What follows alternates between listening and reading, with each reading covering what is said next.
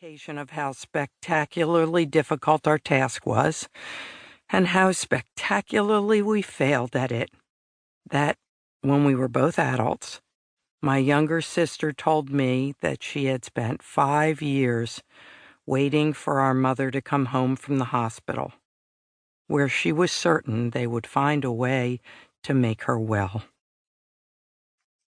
I suppose this is an odd way to begin the story of writing a column of personal reflections, a column that I did not start to write until a full 15 years after the January evening on which my mother died. And yet it is the beginning. For there are 2 parts to writing a column about yourself, about your life and your feelings. One is naturally the writing itself, the prose, and if you've got it in you, the poetry. But the other is the living, and that is the harder part.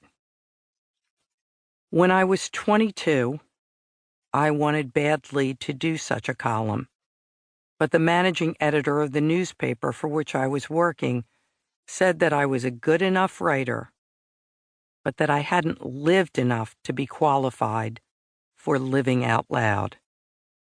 At the time, I was enraged by his attitude. Now I know he was right. My prose may have been adequate, but my emotional development was not.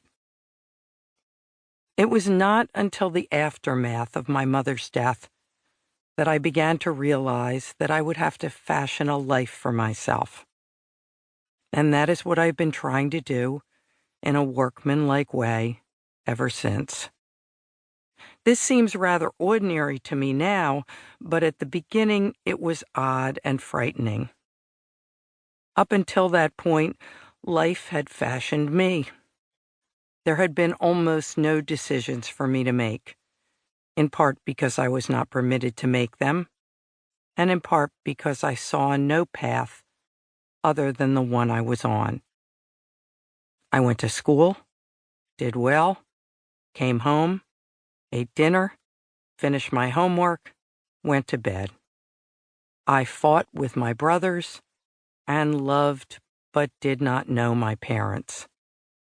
I wore what my friends wore and said the kinds of things they said, and if somewhere someone was deciding what we should wear and discuss, I did not know who that someone was.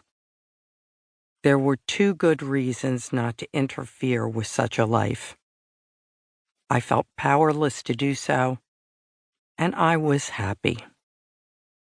It was a lucky coincidence for me that this impeccable superstructure and my own private frame of reference came tumbling down at about the same time, since I like to take all my medicine at once rather than have it doled out in dribs and drabs.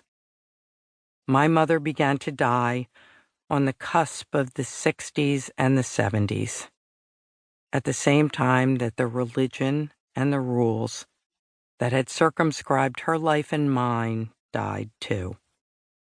And I was left with a self to do with what I pleased. I felt as though someone had handed me a grenade with the pin pulled. Now I know that I was one among many, that all over America, and indeed the world, women were beginning to feel this same way, beginning to feel the great blessing and the horrible curse of enormous possibility. "Oh, you girls," an elderly woman once sighed, talking to me of my job and looking down at my belly big with child as we sat together in a nursing home in New York City. "All these choices for you." I smiled, and she sighed. "I feel so sorry for you," she added, and I smiled again, for I knew she was right. I knew that in the years following that January night, I had been numb with fear at some simple truths, that I was going to have to find a way to earn a living, make a decision about what I wanted to do